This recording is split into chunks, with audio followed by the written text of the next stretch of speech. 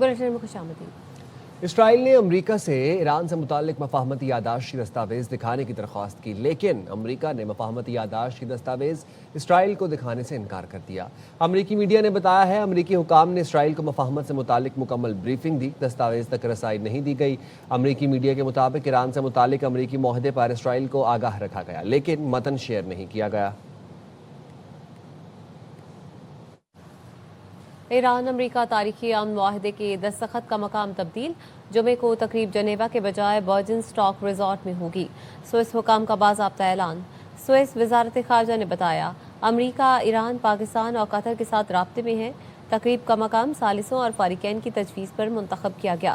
Virgin stock resort قطر کی ملکیت ہے۔ تاریخی امن معاہدہ پاکستان کی میزبانی میں ہوگا۔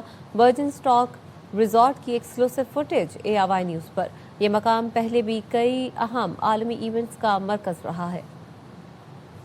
ایران امریکہ تاریخی امن معاہدے پر دستخط کی تقریب، جمعے کو ہونے والی تقریب کا مقام تبدیل کر دیا گیا۔ تقریب جنیوا کے بجائے ورجن اسٹاک ریزورٹ میں ہوگی۔ ورجن اسٹاک ریزورٹ کی فوٹیج ARY نیوز پر۔ مقام کی تبدیلی کا سوئس حکام نے باضابطہ اعلان کر دیا۔ سوئس وزارت خارجہ نے بتایا تقریب کے لیے امریکہ، ایران، پاکستان اور قطر کے ساتھ رابطے میں ہیں۔ تقریب کا مقام ثالثوں اور فریقین کی تجویز پر منتخب کیا گیا۔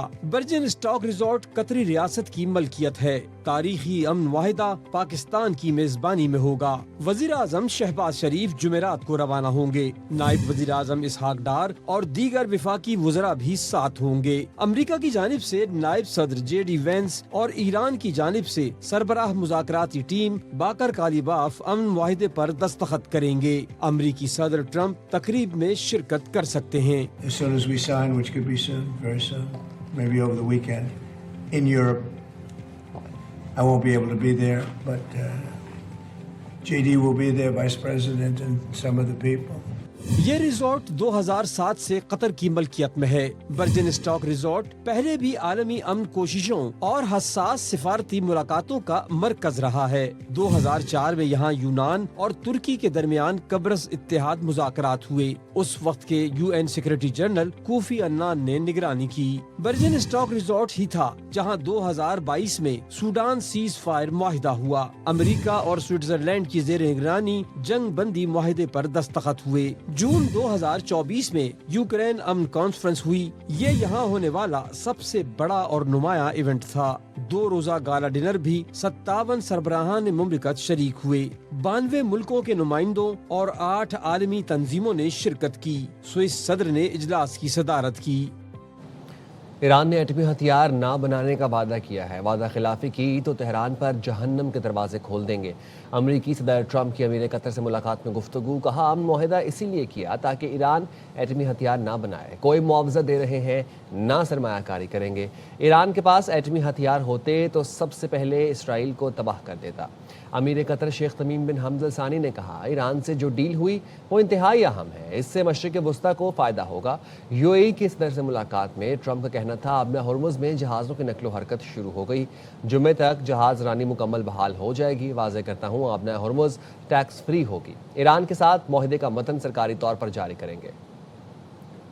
Ships are starting to move now. We're going to have it fully open by Friday. It's toll free, period. When it opens permanently, it'll be toll free. We have our deal done with Iran, and it should be successful. It goes to a second stage, which I think will be actually easier. But we have a deal that's a fair deal. It's a good deal. We are not investing any money in Iran. Iran will never have a nuclear weapon. And it says it loud and clear. They're not going to develop it. They're not going to buy it. They're not going to do anything with it. And if they do, they suffer unbelievable consequences. I never cared about regime change. And we're dealing with people that I think are very rational people. I mean, they were nice to deal with. امن معاہدے پر دستخط کے بعد امریکہ ایران کو فوری تیل فروخت کی اجازت دے گا۔ امریکی اخبار وال اسٹریٹ جرنل کی رپورٹ میں بتایا گیا ہے معاہدے پر دستخط ہوتے ہی ایرانی تیل پر پابندیوں میں نرمی کر دی جائے گی۔ ایرانی تیل کی برآمدات کے لیے بینکنگ، ٹرانسپورٹ اور انشورنس بھی بحال ہوگی۔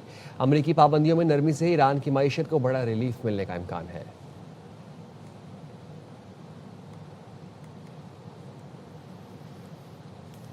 قطر کے امیر شیخ تمیم بن حمد الثانی کہتے ہیں امریکہ ایران معاہدہ بہت اہم ہے، اس سلسلے میں ابھی بہت سارا کام کرنا باقی ہے، اسی جذبے کے ساتھ آگے بڑھتے رہیں گے تو خطے میں بڑی کامیابی ملے گی۔ G7 اجلاس کے موقع پر قطری امیر کی امریکی صدر ٹرمپ سے ملاقات میں گفتگو، کہا امن معاہدہ ایران سمیت پورے خطے کے لیے انتہائی اہم ہے۔ This is a very important deal. There's still a lot of work to be done, but I think, with this momentum, if we continue like that, Mr. President, I think we can achieve and do great in the region. So it's going to be very important for the region and very important also for Iran as well. امریکہ ایران جنگ بندی، British parliament میں پاکستان کی ستائش، پاکستان اور وزیر اعظم شہباز شریف کے کردار کی تعریف۔ لارڈ احمد آف ومبلڈن نے اردو زبان میں کہا شکریہ۔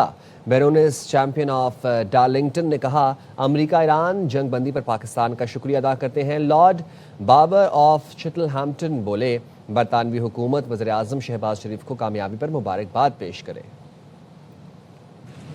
My Lords, I am sure the Noble Lady, the Minister, and indeed all will join me in recognising the important role of Pakistan. Bahut shukriya to them, and shukran also to Qatar for their able support in getting to where we are. But the agreement is still to be signed on Friday, as we know, and the vulnerable nature of these agreements we're all too familiar with. When this is a framework agreement that we have at the moment, and I absolutely echo what he said, shukran to Pakistan for the role that they have played in bringing the US and Iran to this point. My Lords, would the Minister please assure me that she and the government at the highest levels intends to congratulate the Prime Minister of Pakistan, Shehbaz Sharif, on an awesome achievement, not just on what's going to be signed on Friday, but on his commitment long term to an enduring peace. I'm very happy to assure my noble friend of that. I think Mr. Sharif in Pakistan has done a good job here, and he deserves the commendation of all of those of us who wish to see the Strait reopened. حاضر ہوں گے ایک break کے بعد، ساتھ رہیے گا۔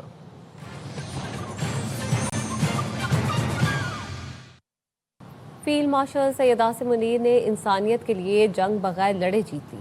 Senior security عہدیدار کا media کے ساتھ اہم اجلاس، میڈیا نمائندگان کے ساتھ اہم سیکیورٹی امور پر تبادلہ خیال کیا گیا۔ سیکیورٹی ذرائع نے بتایا پاکستان کی امریکہ ایران کے درمیان ثالثی کی کوششوں کے محرکات، خطے میں استحکام اور مسلم امہ کے درمیان امن کا قیام ہے۔ فیلڈ مارشل سید عاصم منیر نے انسانیت کے لیے جنگ بغیر لڑے جیت لی۔ سینئر سیکیورٹی عہدیدار کا میڈیا کے ساتھ اہم اجلاس، میڈیا نمائندگان کے ساتھ اہم سیکیورٹی امور پر تبادلہ خیال کیا گیا۔ سیکیورٹی ذرائع نے بتایا سینئر سیکیورٹی عہدیدار نے اجلاس میں کہا کہ سول اور عسکری قیادت کی ثالثی کی کوششوں کے محرکات محدود یا تنگ نظر مفادات پر مبنی نہیں۔ ثالثی کی کوششوں کے محرکات خطے میں استحکام اور مسلم امہ کے درمیان امن کا قیام ہے۔ فریقین کے ساتھ مشاورت سے پاکستان خصوصاً فیلڈ مارشل عاصم منیر نے خطے کو بڑی جنگ سے بچایا۔ سیکیورٹی ذرائع کے مطابق تحمل اور اسٹریٹجک صبر پر عظیم کریڈٹ سعودی عرب سمیت مسلم ملکوں کو جاتا ہے۔ مسلم ملکوں نے فیلڈ مارشل کی دانش مندانہ رہنمائی کے ساتھ خطے میں جنگ رکوانے میں کردار ادا کیا۔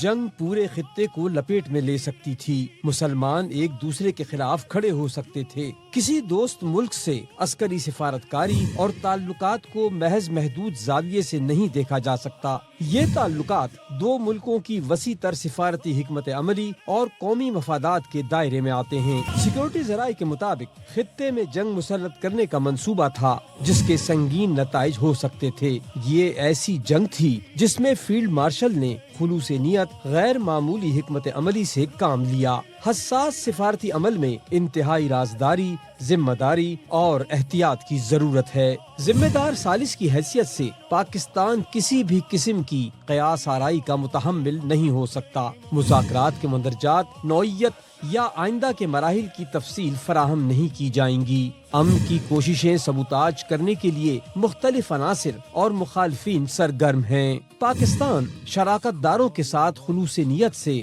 امن کے فروغ کی جد و جہد جاری رکھے گا۔ فیصل واڈا کہتے ہیں ایران امریکہ امن معاہدہ کا کریڈٹ امریکی صدر اور فیلڈ مارشل سید عاصم منی کو جاتا ہے۔ امن کا نوبیل انعام صدر ٹرمپ اور پاکستان کے فیلڈ مارشل سید عاصم منی کو ملنا چاہیے۔ لوگ وزیر اعظم بننا چاہتے ہیں، اس میں کوئی شک نہیں، لیکن میں نے وزیر اعظم کی تبدیلی سے متعلق کوئی بات نہیں کی، کسی سے کوئی ذاتی جھگڑا نہیں، 28ویں ترمیم قبر میں نہیں گئی، صرف تھوڑی تاخیر ہوئی ہے۔ دو آدمی اس کو کوالیفائی کرتے ہیں، ایک ٹرمپ اور ایک فیلڈ مارشل صاحب، اس میں دو رائے ہونی نہیں چاہیے اور جس کا جو کریڈٹ ہے اس کو دینا چاہیے۔ وزیر اعظم چینج ہوگا؟ کوئی ایسی بات نہیں کی کہ وزیر اعظم بننا چاہتے ہیں لوگ؟ بالکل